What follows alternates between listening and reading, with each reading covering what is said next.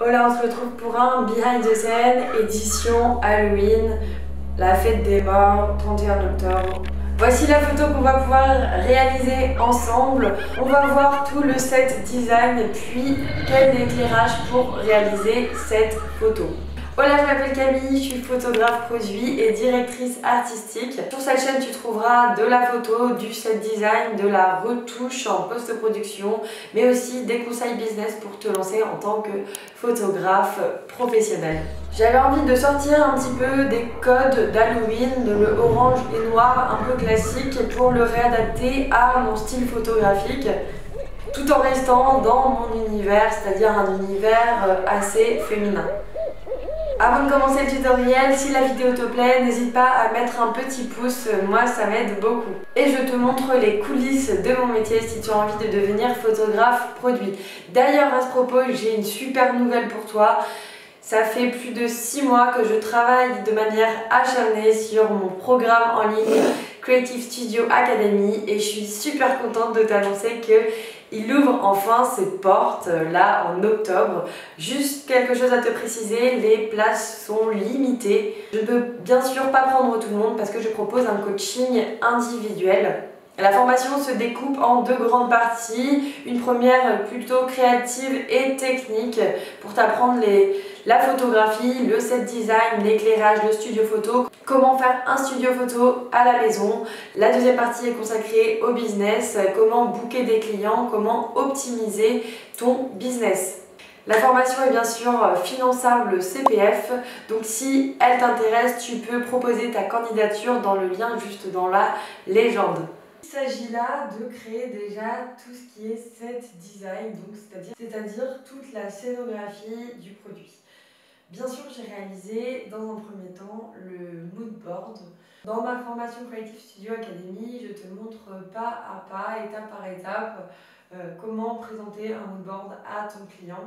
Et ce mood board là, il va t'aider aussi à savoir dans quelle direction artistique partir et c'est un document qui va grandement t'aider quand tu vas shooter comme là lors de la prise de vue.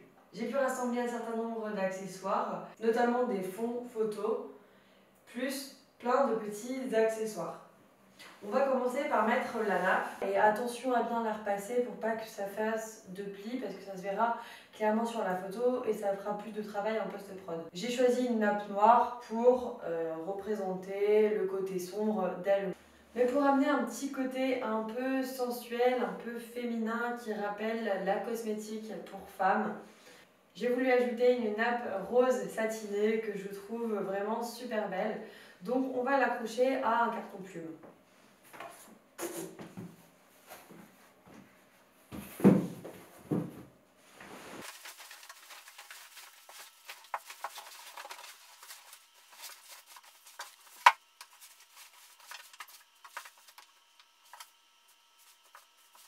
Une fois que la nappe et le fond est mis, on va pouvoir disposer les différents accessoires. Là, on va pouvoir mettre notre grimoire. Bon, on voit qu'ici, il est quand même abîmé, donc on voit si on laisse ça comme ça pour le style, parce que voilà, c'est un objet ancien, on est dans le thème d'Halloween, ou alors si on le retouche en post-production. On a notre crâne, donc il y a encore l'étiquette, qu'on va pouvoir poser ici. Je le mettrai bien voilà, en biais. J'ai une petite boîte à bijoux et en fait j'ai simplement pris le socle et en fait j'ai simplement pris la base que j'ai retournée pour pouvoir mettre en fait mon produit dessus. Il s'agissait en fait d'une boîte à bijoux. Il suffisait simplement de regarder le produit un petit peu autrement. Et voilà, on s'en sert de socle pour le mettre sur un piédestal et mettre en valeur le sérum. J'ai un petit miroir doré, donc on peut voir qu'on reste dans la même gamme colorimétrique, on joue sur le rose, le noir, le blanc et le doré. On retrouve tout le temps ces mêmes couleurs. Là le miroir, on fait attention à bien le dépoussiérer, d'ailleurs comme tout, hein, même si on est sur le thème d'Halloween. Après ça peut être un style, hein, si on veut avoir beaucoup de poussière, tout dépend. J'ai là une rose que je vais poser J'aimerais bien voir le reflet de la rose dans le miroir. Je viens donc orienter mon miroir de façon à ce qu'il y ait le reflet de la rose. Et je viens déposer quelques petites pétales. Tout à l'heure, je faisais avec une rose, avec une autre rose, mais elle s'est totalement décomposée. Et en fait, je me suis dit, pourquoi pas en profiter. Je trouve que ça rend joli aussi si on met quelques pétales. Comme ça, voilà.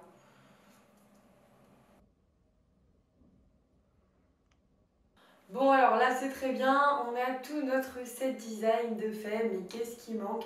Et le plus gros élément, la partie centrale de la photo, parce que sans ça, la photo ne sera pas réussie. Moi je veux une vibe un peu dark, dans un univers un peu féminin. Donc bien sûr il nous manque l'éclairage. Sans l'éclairage, la photo ne sera pas réussie parce que je veux une vibe assez dark mais tout en restant sensuelle. Et c'est bien grâce à l'éclairage qu'on va avoir cet univers visuel là. Pour ça, on va avoir besoin d'une première torche. Donc moi, j'utilise encore ma Godox SL60W qui me suffit pour le moment. Et en fait, je voudrais éclairer le fond. Donc, je ne veux pas non plus avoir trop d'ombre, c'est pour ça que je vais mettre ma lumière plutôt en hauteur et que je vais l'incliner vers la scène. Je l'allume et donc la lumière là va venir éclairer ma scène. Sauf que moi je veux un éclairage plutôt sensuel. Alors, on va ajouter à cela une double gélatine rose. J'attache avec des petites pinces ma gélatine.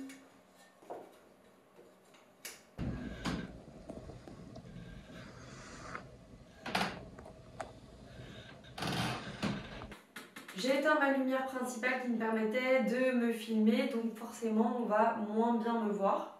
L'idée avec la gélatine, c'est d'éclairer globalement la scène en rose pour lui donner un mood. Cependant, et par contre, mon produit, lui, je veux dans un éclairage normal. Alors, comment on va faire?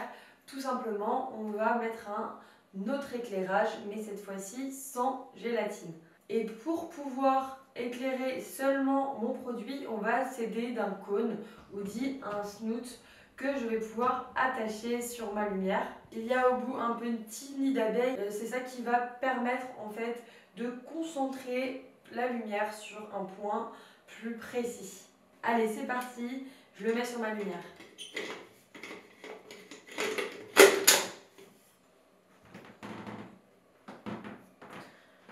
Je place bien en face ma lumière parce que sur le produit, si je l'éclaire sur le côté, le logo Kirines va avoir une ombre que je ne veux pas avoir parce que ça entrave la lecture. On va baisser au maximum les trépieds.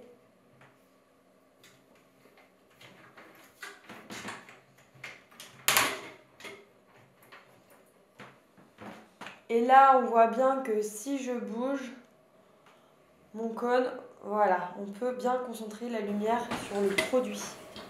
Et c'est ça qu'on veut. Je mets une dernière lumière rose, donc là il s'agit d'une machine à fumer et en fait, là je vais pas faire la fumée, mais je vais juste l'utiliser pour la lumière. Je voudrais éclairer mon crâne et en fait je vais pouvoir voir ce que je peux éclairer. Hop. Là je voudrais que ce soit mon crâne. Je vais le mettre ici.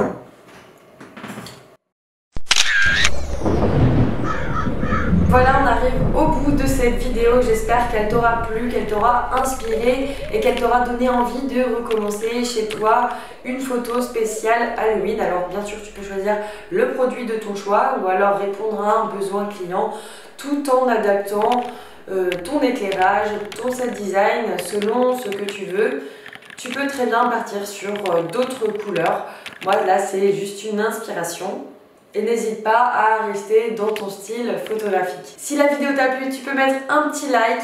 Je t'invite aussi à t'abonner à la chaîne pour être au courant des dernières vidéos. Et tu peux même activer la petite cloche. Et puis, je te dis à la prochaine.